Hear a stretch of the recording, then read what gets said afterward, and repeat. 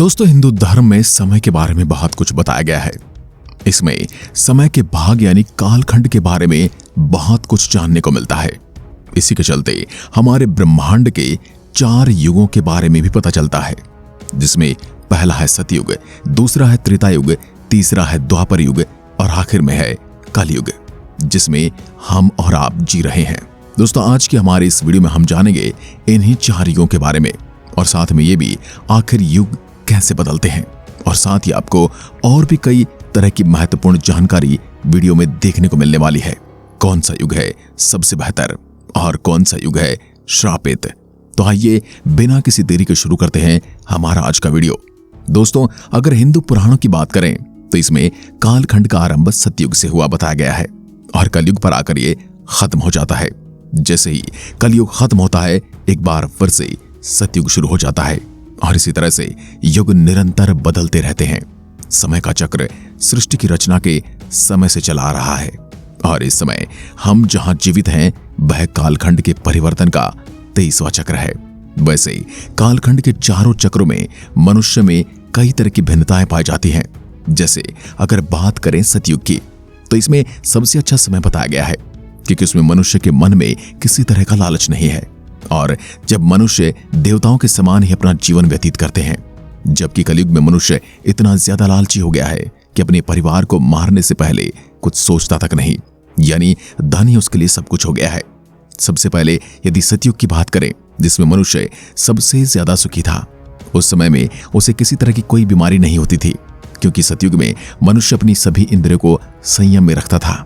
सतयुग में मनुष्य को कोई दुख नहीं होता और इसी वजह से उनकी आंखों से आंसू भी नहीं निकलते थे। तब न तो कोई घमंडी था और न ही किसी तरह का लालची। सतयुग का समय 17,28,000 साल का बताया गया है। इस युग में देवता स्वयं मनुष्य को शिक्षा देते हैं। इस युग में तप और मानसिकता की शिक्षा होती है। वहीं इंसान की आयु भी 10,000 साल से 1,00,000 साल तक होती है। सतयुग के लोगों की सबसे बड़ी विशेषता यह है कि दोस्तों कि वे न तो किसी से द्वेष रखते हैं और न ही किसी की चुगली करते हैं और न ही कोई दुख को एक दूसरे से बलवान समझता है। सतयुग के सभी मनुष्य अपने अपने कर्तव्यों का पालन करते हैं। इस युग के सभी मनुष्य का समय ज्यादातर धर्म कर्म में व्यतीत होता है। सब लोग परमात्मा के नाम का जप और उन्हीं की सेवा पूजा करते हैं। सतयुग ऐसा युग है जहां स्त्री और पुरुष में किसी तरह का भेदभाव नहीं होता। सभी वर्णों के लोगों को शिक्षा, कला आदि योग्यताओं में समान अवसर दिए जाते हैं। स्त्रियां अपने पति की सेवा करती हैं और बच्चे भी माता पिता की आज्ञा का पालन करते हैं। इस युग के मनुष्यों की लंबाई 32 फीट तक होती है और वह अपनी इच्छानुसार अपना शरीर त्याग सकते हैं। जब कालखंड समाप्त होता है तब आरंभ होता है त्रेता युग का। इस युग में मनुष्य अपने कर्तव्यों का पालन तो करता है, लेकिन सतयुग की तरह वे अपनी इंद्रियों पर संयम नहीं रख पाते। इस युग में मनुष्य में स्वार्थ पैदा होता है, जिसके चलते उसमें चुगली करना और ईर्ष्या जैसी भावनाएं भी पैदा होती हैं। हालांकि ऐसे मनुष्य की संख्या कम होती है। त्रेता युग में समाज अलग अलग रूपों में बंटना आरंभ हो जाता है, जैसे ब्राह्मण, क्षत्रिय, वैश्य और शूद्र, जिसे आप वर्ण क्रम भी कह सकते हैं। इस युग की स्त्रियां भी अपने धर्म का पालन करती हैं और पुरुष भी अपनी पत्नी के प्रति वफादार रहते हैं और बच्चे भी माता पिता की सेवा करते हैं।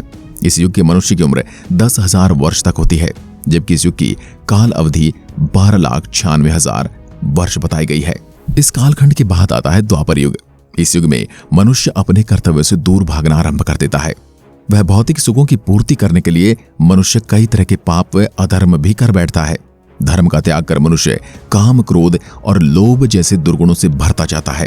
इस युग के लोगों की पहचान उनके कर्म से न होकर उनके जन्म से होने लगती है। जैसे ब्राह्मण का पुत्र ब्राह्मण, क्षत्रिय का बेटा क्षत्रिय, वैश्य की संतान वैश्य और शूद्र की संतान शूद्र कहलाती है। लोग इस वर्ण व्यवस्था को जातिगत बना लेते हैं। शूद्रों को वेद पढ़ने की आजादी होती है। लोग स्वयं के साथ साथ दूसरों से भी ईर्ष्या करते हैं और स्त्री को अपनी संपत्ति समझना आरंभ कर देते हैं। उनकी इज्जत के साथ भी खेला जाता है। जैसे द्रौपदी को युधिष्ठिर ने दांव पर लगा दिया था और फिर उन्हें हार बैठे, जिसके बाद द्रौपदी के साथ क्या क्या हुआ ये तो सभी जानते हैं। तो इसी तरह इस युग में स्त्री के सम्मान में कमी आती है। संतान भी अपने माता पिता की आज्ञा का पालन करना कम कर देते हैं। उदाहरण के लिए आप दुर्योधन को देख सकते हैं।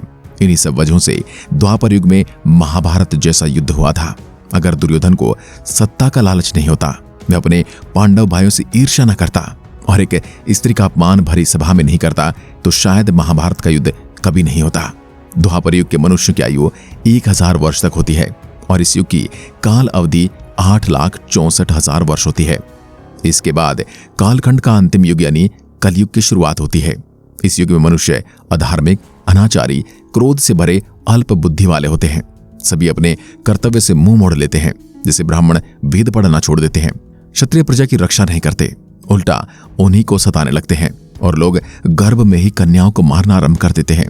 चालाक लोग भोली भाली प्रजा पर राज करते हैं। स्त्री हो या फिर कोई पुरुष, कलयुग में कोई भी अपने धर्म का पालन नहीं करता। स्त्रियों का सम्मान तो कलयुग में न के बराबर होता है। काम, क्रोध, लोभ, मोह में फंसे लोग हिंसा करने लगते हैं। एक दूसरे की हत्या करने में लोगों को मजा आता है। लोग कुछ पैसे के लिए ही हत्या कर देते हैं। संतान अपने माता पिता की सेवा करना छोड़ देती है।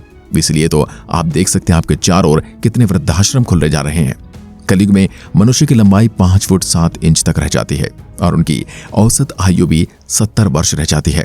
कलयुग के शुरुआती 10,000 साल तो सबसे बेहतर कहा जाता है, जबकि इसके बाद शुरू होता है अंधेरा युग, जिसमें अध्यात्म को ही खत्म कर दिया जाता है। आज मनुष्य के पास सब कुछ है सिवाय मन की शांति के। कई पुराणों में इस युग में 2 अवतार बताए गए हैं, जबकि कुछ पुराणों में एक ही विष्णु अवतार कल्कि अवतार के बारे में बताया गया है। जब अधर्म अपनी जड़ें चारों तरफ जमा लेगा तब धरती पर कल्कि आएंगे, जो आकर कलयुग का अंत करके सतयुग का पुनः आरंभ करेंगे। अब जानते हैं आखिर युग के हिसाब से मनुष्य में परिवर्तन कैसे होते हैं। सतयुग में धर्म का आधार 4 पैरों पर होता है और ये त्रेता युग में 3 पैर वाला और द्वापर में 2 पैर और कलयुग में केवल 1 ही पैर पर धर्म रह जाता है। बाकी 3 पैरों पर अधर्म निवास करता है। धर्म के लोप होने के कारण मनुष्य की प्रवृत्ति में भी बदलाव आने लगता है और युग के हिसाब से उनमें काम, क्लेश, शरीर रोग आदि बढ़ने लगते हैं। वेद शास्त्रों का मनुष्य त्याग करने लगता है।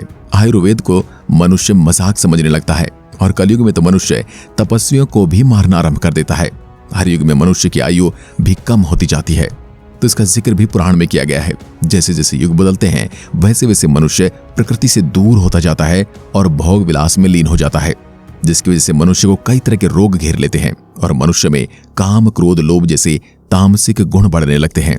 मनुष्य चिंता के सागर में डूब जाता है और इसी वजह से समय के साथ साथ मनुष्य की लंबाई और उम्र दोनों कम होने लगती हैं। लिंग पुराण में कलयुग की अवधि को 4,32,000 वर्ष बताया गया है और जब ये अवधि समाप्त होगी तब एक बार फिर से आरंभ होगा सतयुग का, जहां हर ओर शांति होगी। वैसे दोस्तों, कालखंड के इन 4 युगों में केवल कलयुग को ही सबसे श्रापित युग माना गया है, लेकिन क्या आप जानते हैं इससे कलयुग की एक खासियत भी है और वो ये है कि इस युग में केवल एक दिन में किया गया कोई भी धर्म कर्म का काम सतयुग में 10 वर्ष, त्रेतायुग में 1 वर्ष और द्वापर के 1 माह में किए गए धर्म के समान होता है। कलयुग में जो व्यक्ति हरि का नाम लेता है तो उसे मुक्ति मिल जाती है। आज की वीडियो में बस इतना ही। आशा करता हूं आपको हमारी वीडियो पसंद आई होगी और ऐसी वीडियो देखने के लिए चैनल को सब्सक्राइब जरूर करें। धन्यवाद।